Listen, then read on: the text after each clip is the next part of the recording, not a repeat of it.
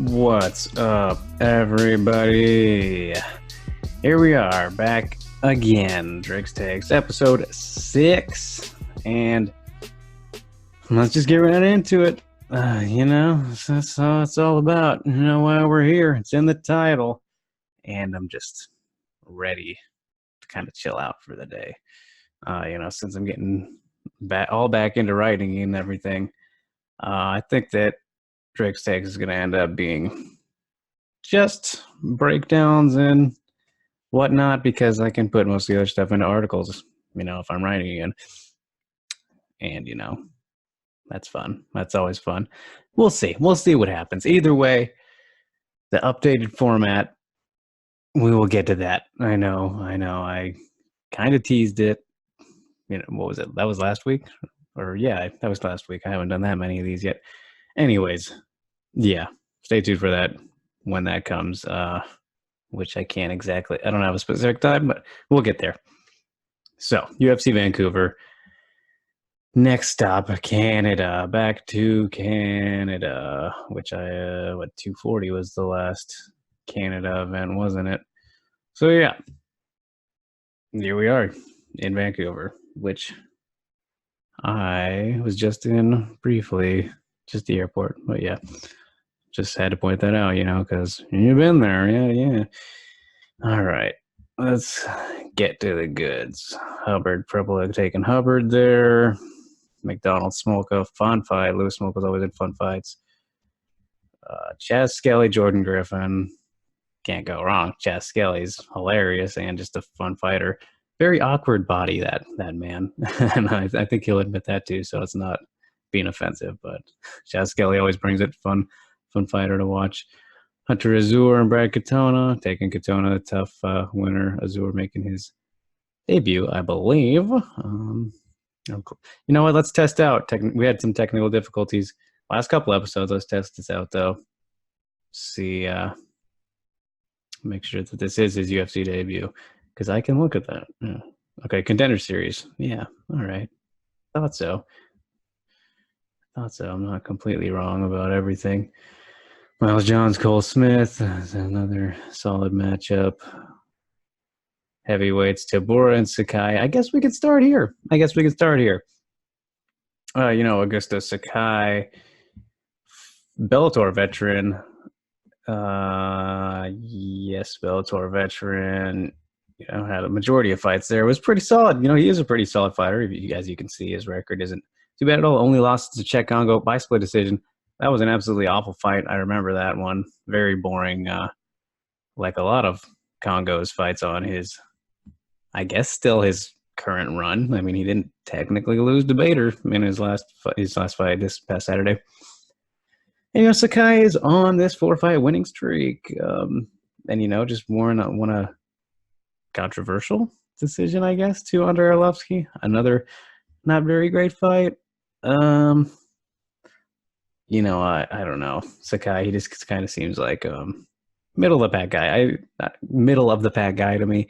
I need to see a little bit more from him. Again, Tabora, though, big opportunity. Tabora has been on a bit of a skid himself. He kind of, well, not a skid, I guess, but a rough patch. 1-3 in his last year. But yeah, he was on a good run there with started with the Pesteg, as you can see, ground and pound from Henrique, beat Arlovsky as well. And then, Verdum just did his thing on him. Lewis, he was winning that fight, but Derek Lewis, he'll get beat up or lose clearly, and then he'll come back and destroy you. Same thing there, which sucks. Got the Struve win in a very unforgettable fight. Also, just kind of controlled Struve for the most of it, from what I remember. Then Abdurakhimov kind of styled on him. That was a very bad loss. But I think he can rebound here against Sakai. He just seems more dangerous to me, more versatile with his strikes. But whoever can dictate grappling, I think that can be a big factor too. But I don't know. I just feel like Tabora has proven to be a little more dangerous to this point, I suppose you could say. Well, yeah, that's how I'd put it. But and he's trying to rebound and get back on track here a little bit. But Sakai, he's kind of going to try and prove that that last win over Arlovsky wasn't a fluke or anything crazy like that. But either way, taking Tabora. I guess I wouldn't be surprised if Sakai wins, but I don't know. Still need to see more from him. Crute versus Serkinov. This is a fun one. Jimmy Crute is proven to be a fantastic prospect from Australia. Very fun fighter to watch. Big push here. Big kind of push for him here. Hasn't fought since the Sam Alvey fight. Oh, shit. I didn't want to click on the fight. Hasn't fought since the Sam Alvey fight in Australia at UFC 234. UFC 234. That was a wild one. I mean, there's no better way to put it than that. But yeah, rightful victory. And now he's getting a jump up in competition a bit because Alvey's still kind of finding his footing in light heavyweight and just kind of on the back end of his career. No offense to Smiling Sam, you gotta love that guy. And Serkunov, he's just getting back into it also, not into the win column. Oh fuck. I forgot about the Johnny Walker fight. Man. See, I'm still getting really back into the mix here, but I was thinking, I thought the Patrick Cummins fight was his last fight. Either way, he's still one of the top guys at light heavyweight. And this is going to be a big test, I think. Stylistically, this is a very interesting one too, because Crute, he can bang. He's just got some power in every strike he throws. Serkinov, strong guy too, but obviously, as history shows, he's very good at hurting you on the ground, submissions, ground and pound, whatever it may be. Just a physically strong fella, put it that way.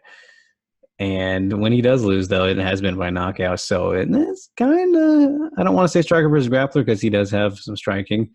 And, Crute isn't horrible on the ground or anything. But I remember in his Contender Series fight, there were some holes, weaknesses that looked like that. So, yeah, because of that, just seeing and knowing the styles difference here, the weaknesses and strengths. Who says weaknesses and strengths? It's strengths and weaknesses. Anyways, Serkinov submission round 2. That's a very interesting matchup, though. Definitely don't miss that one. And speaking of interesting matchups, you want to talk about striker versus grappler? This is the one. This is that. Uriah Hall, the striker. No, I mean, that makes it sound like he's like the greatest striker of all time. Uriah Hall, phenomenal striker, though. That's what he does. We've all seen his highlight reels, his highlights, all that good stuff, all the knockouts that he has. Antonio Carlos Jr., he can knock you out as well. Very powerful guy. Used to fight a heavyweight. That's how he got in the UFC. Went through tough Brazil. I think it was not season 1. I don't know. Either way, he was on one of those seasons at heavyweight. Won it, dropped to middleweight. BJJ master. He got some wicked grappling.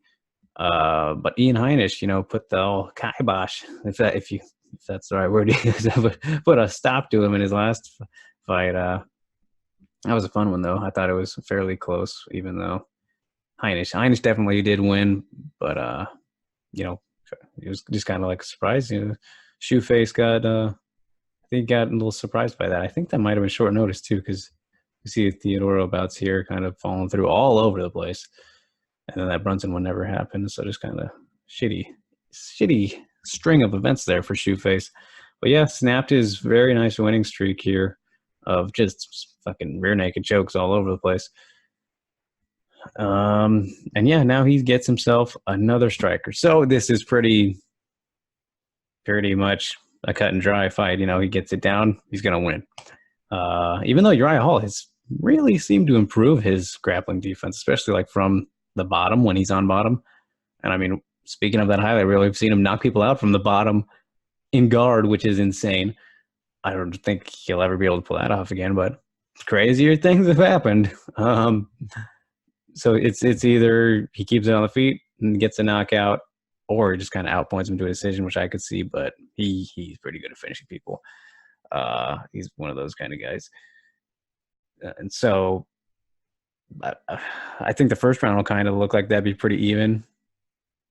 Each will have their successes, but in the end, I got to go with Shoeface there, getting things down. He's just a monster on the ground. And Michel Pereira. So you want to talk about freaks? Guy is a circus act in the form of a single person taking on Tristan Connolly here, who's coming in on short notice. I mean, this is the safe pick. The obvious pick here is the Pereira via knockout. Pick your round, but the guy's just a madman, wild freak. I mean, he'll throw absolutely anything he can think of at you. Flipping, just go watch his first fight. Madness. Or any, just look him up and you'll see what I'm talking about if you don't know who he is. So yeah, tough debut for Connolly. Would be insane if he pulls off the upset there. I wonder what his odds are, but we'll see on fight night. Jeff Hughes versus Todd Duffy. This might be a weird one here for me to take the pick. I wonder if I can look at who other people are looking at, because I didn't when I made this. Oh yeah, should show. People are taking Duffy. Fair enough. Fair enough. I'm going Hughes though. I think I gave him the win over Maurice Green in their rematch in his last fight. That was a very close fight though. It was kind of a weird one too. But Todd Duffy's been out forever, obviously, since the Frank Mir fight, which is so crazy to think about. Oh, man, it's been a long time. That was a long time ago, obviously. But yeah, I mean, ring rust is a myth for certain people. And I mean, I don't necessarily believe in it because of that, but that's a long time. That's a long time. And at heavyweight, I don't know. I just think it's good to be a little active. And Jeff Hughes, I think that still kind of people are getting used to him. People know who Todd Duffy is, so they're going to pick him. But not me. Hughes for the decision I'm taking. But wouldn't be surprised if Duffy won, just because we've seen what he can do in the past, but that was a while ago. And this is the co-main event, isn't it? Yep. Oh, no spoilers. Teixeira versus Nikita Krylov. All right, so people have begun to count out Glover over his last couple fights. You know, let's take a look. It was Carl Roberson. That wasn't his last one, but yeah, we got Kutalaba, Roberson, and Serkinov. Oh, Corey Anderson there. So, like, people thought he was going to beat Corey. I thought Corey, perfect style to beat him, because Phil Davis did exactly what Corey did to him. He did it first. It's like, okay, we've seen that before. It's going to happen again. So I wasn't surprised when Corey got that upset of sorts. But Carl Robertson and Kutalaba, people thought he was done after that. Like, lose to Corey Anderson, who's very underrated. And they thought that he was going to get waxed by Robertson and Kutalaba. Not quite done yet. I mean, he got hurt badly in both of those fights. I think the Robertson one, yes. I think he got hurt in the Kutalaba one too. Either way, survived. Old man Glover still got it. He's not. I mean, he's kind of gatekeeper status. I guess, so much as I was gonna not say that, but he's the guy who isn't gonna lose to the up-and-comers. But he's a great test. And so yeah, Kutalaba and Robertson weren't quite there. Not even top 15 guys. But Krylov is. He is a top 15 guy. And I don't know. He's just one of those guys who's, you know, he does everything he can to possibly not go to a decision. And I'm pretty sure the thing about him is that he hasn't ever gone to a decision. He's had like 30 fights. Excuse me there. Yeah, over 30 fights. No decisions. It's kill or be killed with this guy, which makes him one of the most exciting fighters that there is. So yeah, Glover could easily submit or knock him out. You know, totally could happen. But he's gotten so much better since he first left UFC, and even though he lost his return fight, which I think that was to Jan. Yeah, that was to Jan. He lost to Jan. And arm triangle round 2. Just kind of Jan's underrated too. He did his thing on him. But the Ovens rematch, went out there, got redemption. I think he's gonna just be back in his groove. The new and improved Krylov. Yeah, I think he's gonna do it. It's another one of those. A lot of these fights are kind of like, I wouldn't be surprised if either guy wins. Not too many. It's gonna make the lock of the night interesting. But yeah, that's a fun one. Those two guys are always in fun fights. Don't expect that to go to decision either way. Whoever wins that one, don't see a decision. On to the main event. Quick water break. Yes, Cerrone versus Gaethje. What more do you need to say? Justin Gaethje, for my money, most exciting fighter of all time, hands down. End of story. No question about it. I mean, think about it. Every single fight that this guy's in is edge of your seat, nail biting brilliance. I mean, the fucking guy is a human Tasmanian devil, I guess you could say. Even I say the edge of the seat stuff because, like, okay, the Barboza and Vic fights obviously weren't really great fights. Those are pretty quick knockouts, but you're just anticipating madness to ensue, which you kind of did in the Barboza one. We didn't really get in the Vic fight because it was really short, but there is a brief moments of madness. Just every time he comes in, every time they get close to get Justin Gaethje, when he gets close to somebody, and just when they meet, madness ensues.